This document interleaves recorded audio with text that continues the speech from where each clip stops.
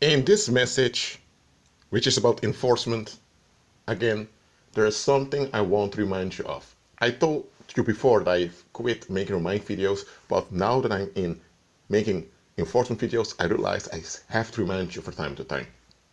So, okay, about enforcement. Enforcement is about establishing something. When police officers enforce the law, they are enforcing a code of behavior on the population. So there's an outcome in behavior that they have in view, and they're working together to get the people to line up to this image, to this outcome. So they're impacting reality. That's what they're doing. So they're being practical. Okay? Now look, in order to be successful in enforcement, you need to know what you are enforcing, where you're enforcing it, why. The why needs to be established very well, that you're doing it for the right reasons. But besides all of that, also the when is important. Now, I'm not a pagan, okay? So I'm not into this, there's a time for everything under heaven, like Solomon said. By the way, Solomon was a pagan. He was a wizard, okay? That's why pagans, still this day, they look up to Solomon. Solomon did receive knowledge from the Lord, but he rejected it. The Lord's knowledge was not enough for him. So beware when reading the Old Testament and following the words of Solomon. Because a lot of things that Solomon said, especially in the book of Ecclesiastes, are not in line with Christ. Yet a lot of believers go to the book of Ecclesiastes to find comfort. I dare to say that if you're not Christ-centered, the book of Ecclesiastes in the Old Testament is a very dangerous book for you to read. If you follow the book of Ecclesiastes, you'll become cynical, bitter, depressed, and you'll drag demons onto you. And how did Solomon close the book of Ecclesiastes? With fear God. Even though the New Testament says there's no fear in love and there's no darkness in God. And God has not given us a spirit of fear. So if God did not give us a spirit of fear, then why did Solomon said fear God? Now people say, Rashid, it's a different type of fear and all that. No. No. I know the ancient Hebrews had their expressions, but nevertheless you need to put things in context. A man cannot write a book and is so bitter, so depressed. He even said that the day you die is better than the day you're born. He even called women more bitter than dead. So he rather had death than women, even though he was married to 1,000 of them during his lifetime. I mean, how can someone write such a dark text and they end with fear God and people take that man seriously? I don't. That's why you rightly divide the word. Not everything written in the Bible is meant for you. Okay? I agree with Christ, but okay, let me continue now. About enforcement. There are times people locate the wrong enemies. Well, actually not sometimes, it happens quite often. People tend to locate the wrong enemies. Let me give an example. Let's say there is a guy on the street and he's begging. He's a beggar. What's going on here? That guy lost his house due to some inconsistency in his contract for his mortgage. He pointed out the inconsistency that he didn't notice before. And his his lawyer was willing to help him. But due to some loophole in the legal system, he lost a court case and he was kicked out of his home. So he was not there begging on the streets because he wanted to bother people. No, he really needed help. And there were no social provisions from the government for him. So now there are people on the street encountering this guy and they are upset because he encountered this. Now here's the thing. That guy that's begging on the street is not their enemy. Absolutely not. He's their fellow human being that needs some help. But those people, however, are only into their own expectations, into their own relief. And anything that bursts their bubble, they get upset and fed up with.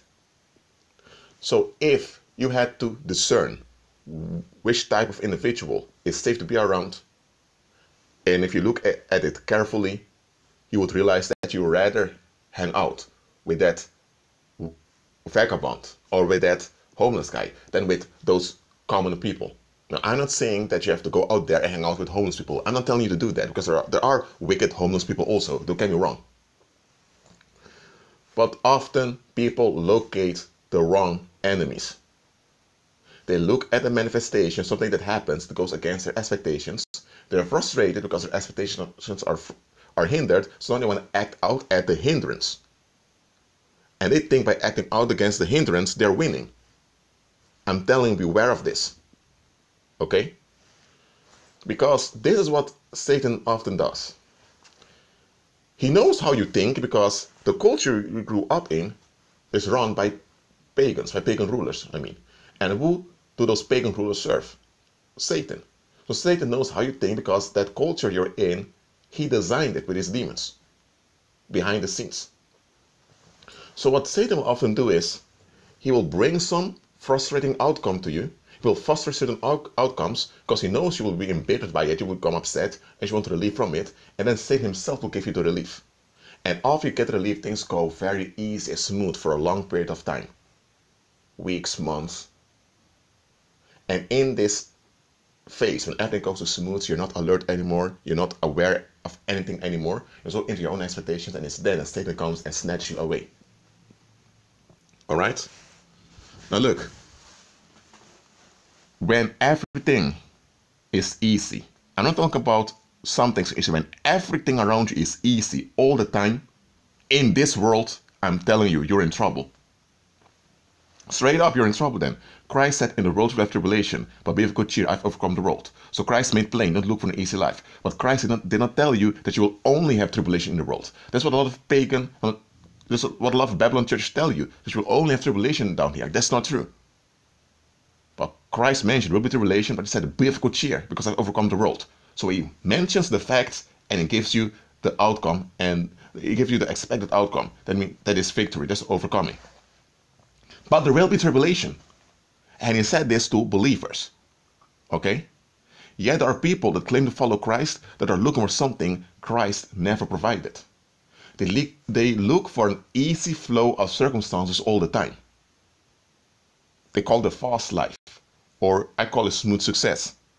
And I told you before, smooth success is not from Christ. Christ never promised it, and he never walked in smooth success. Christ never walked in smooth success. So how can his followers expect to walk in smooth success? Alright? Christ walked in victory. And that's how his followers ought to walk in victory. Look. Let me give a parable now, then I'm going to close. You have this guy called James. And this guy, he is a pagan. Okay? He lights his candles. He has this room in his house, just like an altar. He lights his candles. He makes some animal sacrifice. He catches pigeons, or sometimes cats out there. He sacrifices them, so he does his pagan stuff at home. Okay? Nobody knows about it. But this guy, man, he often goes to pubs. He drinks a lot without getting drunk. He just arrives at a lot of parties, and people just accept it. And, well, he doesn't even work. Or let me say he works 2 days in a week. Because the other 3 days, well, he has an online web shop that he shares with someone else. And the web shop is doing well. So through the web shop, he earns a lot of money. He earns far more money through the web shop than he does by going to work. If he would have worked full time, he wouldn't have earned as much money as he earns now with this online web shop. So he doesn't even have to work. But he still has a part-time job 2 days a week.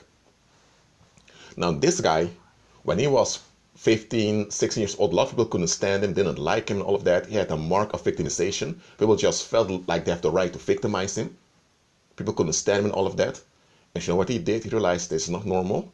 And he did his research. He went to fortune tellers. Fortune tellers told him everything. And fortune tellers told him it's one of the former friends of your mother that bewitch your mom, and it affects you. And now people are being drawn to you to dump their negative energy on you. That's why a lot of people can't stand you, and things are so hard for you. That's why a lot of girls also treat you badly. And you know what this guy did?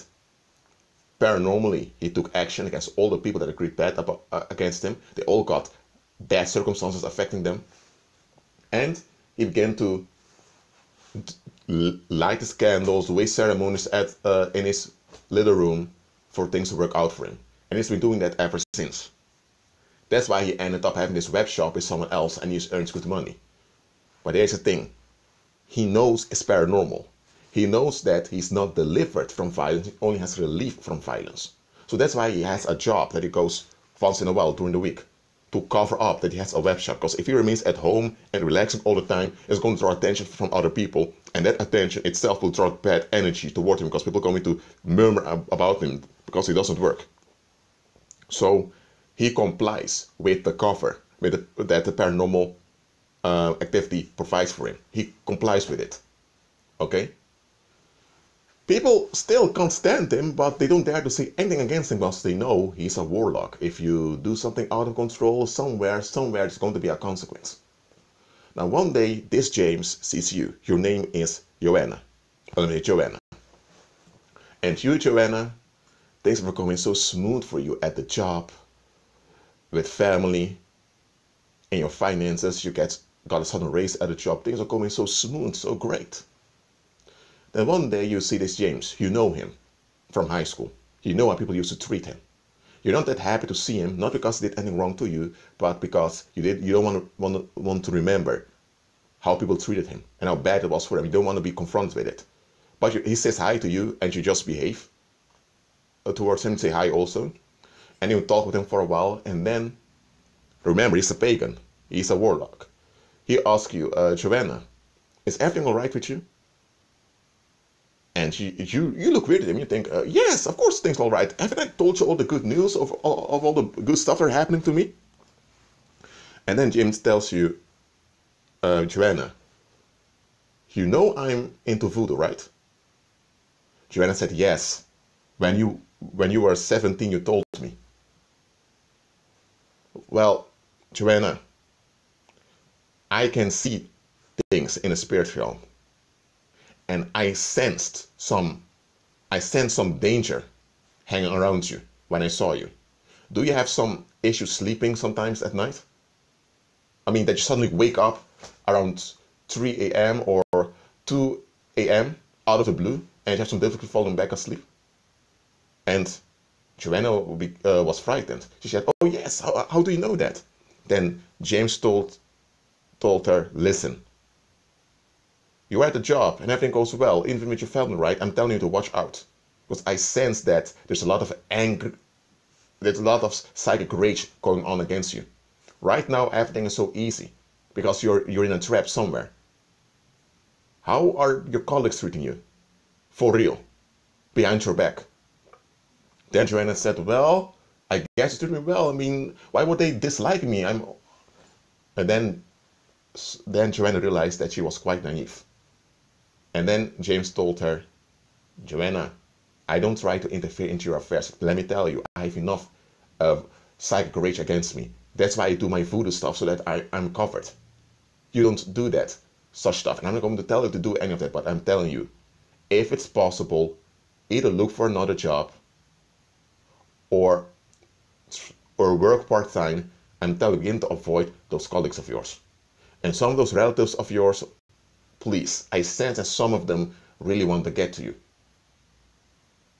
Maybe you have someone that is coming to you lately often to visit your place. Years before, the individual didn't even bother with you. Well, if you have such an individual, watch out with them. And Joanna told them, James, I know you're into voodoo, I know you're in paganism, but for some reason, I still feel as if you're God sent. Because I have this female cousin of mine that keeps visiting me almost twice a week. Years back, when I used to call her, she didn't even answer me. She had no time for me. She even told me once that she wasn't interested in me. You know, now that you talk to me, I think it's quite weird that she suddenly out of the blue grows so close to me. James told her, I told you I sense some contention around you. Why would I lie to you, Joanna? Now look, in this parable, this James had no intention to harm anyone. The reason he got involved in the voodoo was he wanted protection from the psychic rage from others. And here's the thing, there were others that chose to rage psychically against him. It were others that chose to victimize him by energizing negativity towards him. He didn't ask for it. He didn't ask for that former friend of his mother to bewitch his mother, which also affected him. He didn't ask for all of that. Now, he did what he could back then. Now, am I approving that he's into the paranormal? No, because the paranormal is dangerous. But nevertheless, he did what he could so that he is safe. And he's practical, he's realistic.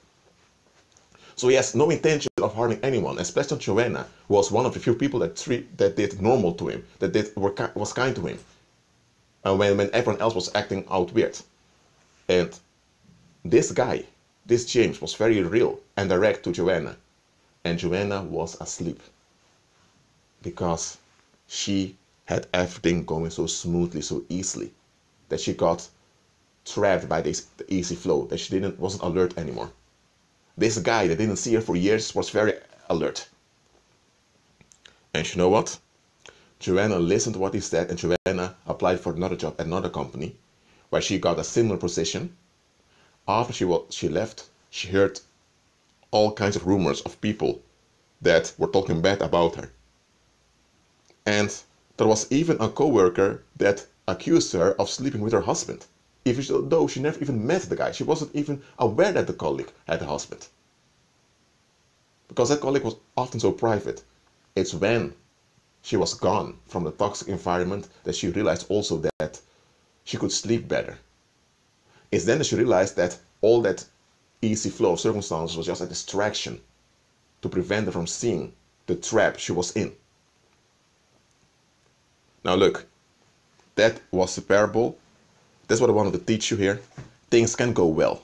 Things can start off good. But when everything starts off good, when everything flows so easily, I mean really everything around you, for a long period of time, I'm telling you, it's a trap. In this world, even unbelievers, those that don't know Christ, get suspicious when things go way too easy for a long period of time. Yet a lot of folks, including some people that claim to follow Christ, that's the type of success they want. That's the type of existence they want. The fast life, the smooth success. And I'm telling you, don't look for it. Christ never walked in smooth success. So why should you? If smooth success was really such a great thing, then why didn't Christ walk in it? Why didn't he promote it? Well, that's it for now. And remember, beware when taking so-called life lessons from Solomon. Okay? Agree with Christ. Be at peace.